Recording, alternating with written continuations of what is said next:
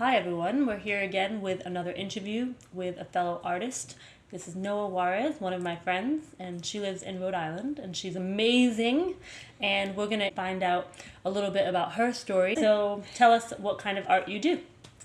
Well, I do a lot of different things. I'd say art is just an integral part of my life. So the main way I make money is doing caricatures at events, and I also do portraits on commission. If someone gives me a photo, I can draw it, a little caricature with a big head, little body, doing different activities. The ones I really love to do are the ones at the parties because they're live, real living people sitting across from me, and in the moment I get to talk to them. I get to just sketch them and capture their face on paper, and even with people all around me watching me do it. I was always a shy kid growing up, so it kind of amazes me that I can even do it because people are watching. There's the pressure. I have to do it fast. I have to do them in 5 minutes. When I can take a blank paper and put a few lines on it and it looks like a person that people can recognize, that to me is just the biggest thrill. And that's I think my favorite job.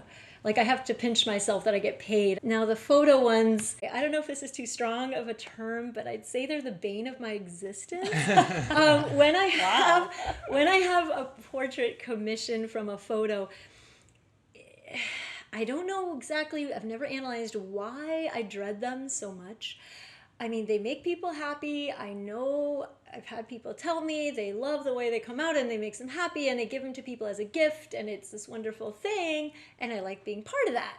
Mm-hmm. But what it does to my life is horrible. I've talked to other artists and they feel the same way. I think it's when I'm home. I just want to be with my kids and my dog and my husband and just like playing with everyone and just taking care of them and spending the time with them. And then when I have this work in the back of my mind that I have a deadline and I have to get done, it poisons every moment. It's awful. I know it sounds terrible, but it really does. Like, sense. I can't relax and just enjoy. I mean, the only solution I found is just to give myself a really short deadline. And whenever I don't do that, I always pay for it. And another way you also make money is you're a teacher. You teach art to grades K through 8 right now. Yep. And then before you were doing high school as well. Yep. So and tell me about is that. Awesome. I love that, and I can do that. I could do that forever. What I love about it is I can make up my own curriculum. It's a great outlet for my creativity. Everything I teach them is how to be an artist, how to use your hands, your mind, your heart, everything to make art, but through a project. So the project is really just an excuse to learn how to be an artist and to do art, and to have fun in the process. At least it's always a learning thing, and it keeps me from getting bored. Yeah, so you do that. Mm-hmm. You do teaching, you do the caricatures, and then how do you make time to do any personal art or projects? Personal art, that's the thing. It's always like in my heart, in my mind. There's things that I want to try. And I have to say, it's been a struggle. This book right here is a personal project. And the fact that I'm holding it in my hand is kind of a miracle. Like, it's been a few years since I produced this book. This is just a self-publish for now, but I want to do a whole series. That's like, I have these characters, and I've actually, I thought of them when I was 10. It took me like 25 years before I kind of revisited and just started to bring them back to life. And then this book was sort of a culmination of that. I had a lot of fun doing the book, and it marries a lot of the things that I love to do because I illustrated it myself. And wrote it. Yes. I read once that whatever project you have the most resistance facing you is the one that's the passion project. I like the way you put that. You mentioned RISD. Yes. Can you tell us about that?